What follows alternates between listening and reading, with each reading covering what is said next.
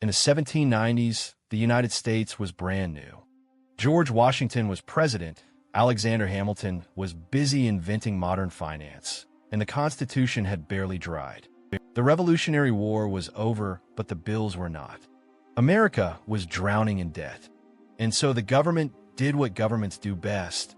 It created a new tax. The problem? This tax was on whiskey. And when you tax a frontier farmer's whiskey, you're not just taxing his drink. You're taxing his money, his livelihood, and his survival. It was a decision so unpopular that it nearly tore the young country apart. And it led to the only time in history when a sitting U.S. president personally marched an army into the field against his own citizens. Welcome to the Whiskey Rebellion. Hamilton's bright idea the United States had just fought the Revolutionary War on borrowed money. France, Dutch bankers, and American lenders had all chipped in, and now Hamilton, as Secretary of the Treasury, needed revenue to pay it back.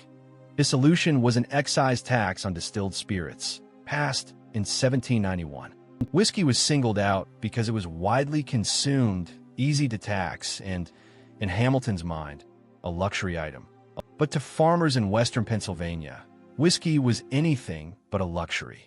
Whiskey as currency out on the frontier, money was scarce. Coins were rare, banks were far away, and barter was the rule of the day. For many farmers, distilling grain into whiskey was the most practical way to store and trade value. Whiskey could be carried, sold, and even used as currency. So when the federal government announced a tax on whiskey, the farmers saw it not as a minor inconvenience, but as a direct assault on their economy. To them, Hamilton's tax was the East Coast elite squeezing the frontier poor. And they weren't having it.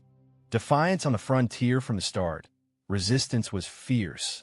Many farmers flat out refused to register their stills or pay the tax. Tax collectors were harassed, tarred and feathered, or run out of town. Court summonses went unanswered. The federal government insisted on enforcement, but every time collectors rode west, they were met with mobs of angry locals. Some carried muskets, others carried torches. For them, resisting the whiskey tax wasn't just about money, it was about liberty. They had just fought a revolution against unfair taxes. And here was the new government doing the same thing. To the farmers, it felt like betrayal. Whiskey Boys Take a Stand by 1792, organized groups of resistors, often called Whiskey Boys, had formed across western Pennsylvania. They targeted federal officials, intimidated anyone who tried to comply with the tax, and made it clear that Washington's government had no real power in the backcountry. In one case, a tax collector's house was surrounded by an armed mob. He barely escaped with his life. In another, rebels intercepted court summonses and publicly burned them. The protests turned violent, and whispers of full-scale rebellion spread across the frontier. Washington's warning George Washington was not a man to ignore dissent, but he also wasn't eager to send troops against his own people. In 1792, he issued a proclamation urging calm, warning the rebels that resistance to federal law would not be tolerated. It didn't work. The farmers saw his words as empty threats. They continued to refuse the tax, and tensions only grew worse. By 1794, the Whiskey Rebellion had escalated into something much larger than a tax protest. It was beginning to look like civil war. The spark to breaking point came in July 1794. A U.S.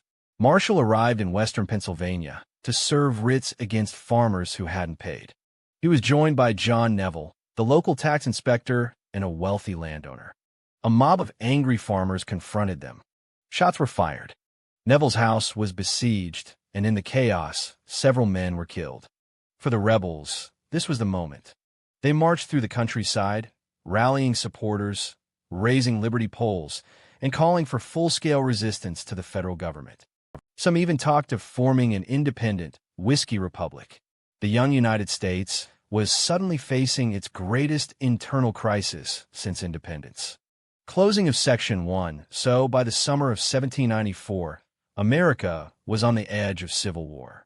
Thousands of armed farmers in western Pennsylvania were refusing to pay the whiskey tax, attacking officials, and openly defying federal law.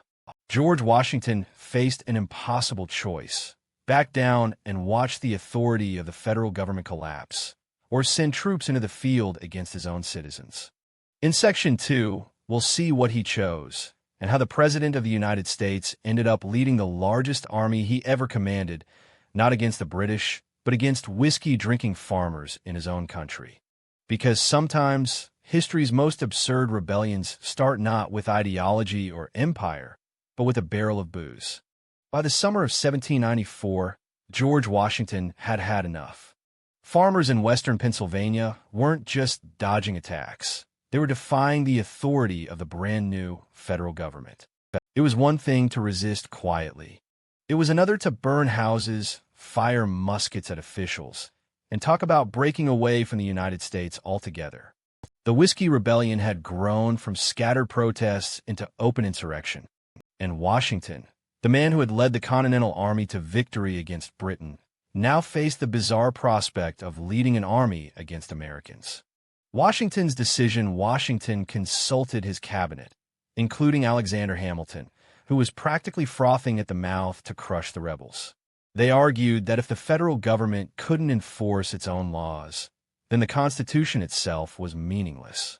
In August 1794, Washington invoked the Militia Act of 1792, calling up troops from several states. The numbers were staggering: nearly 13,000 men, more soldiers than Washington ever commanded at one time during the Revolution. Think about that.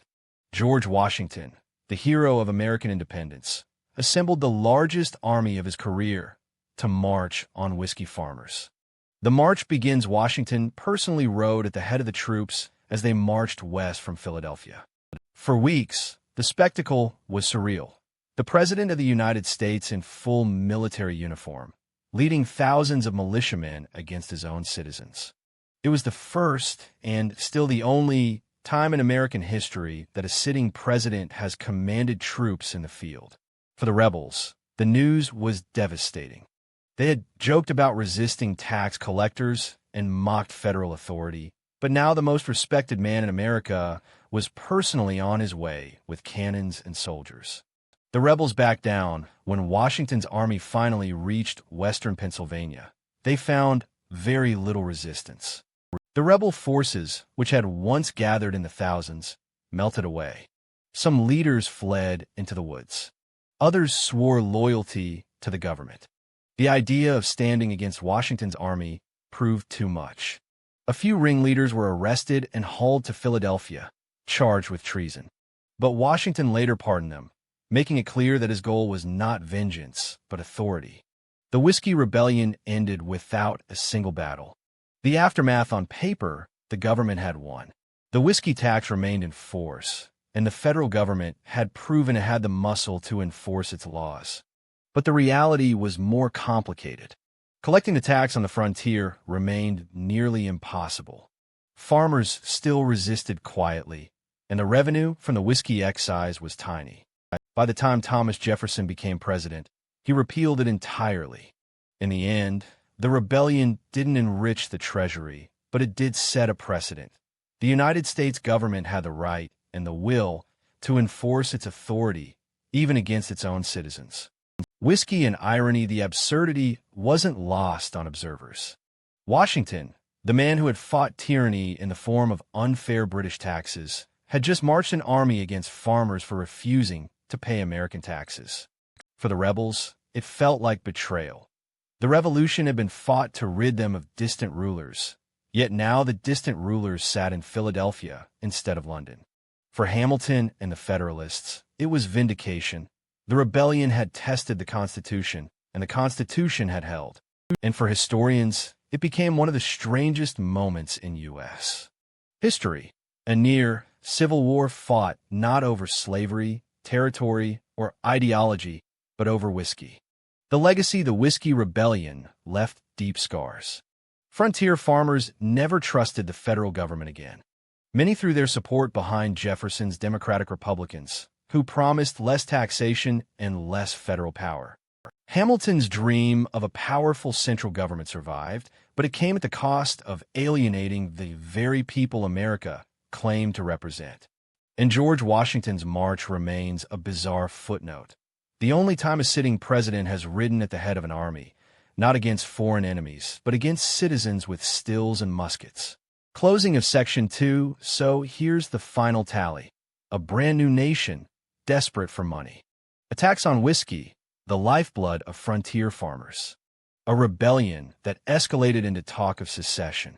And George Washington, hero of the Revolution, marching into Pennsylvania with 13,000 troops, the largest force of his career. All for attacks on booze.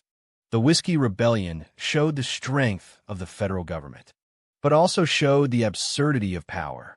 Because in the end, America's first great internal crisis wasn't about kings or crowns. It was about whiskey.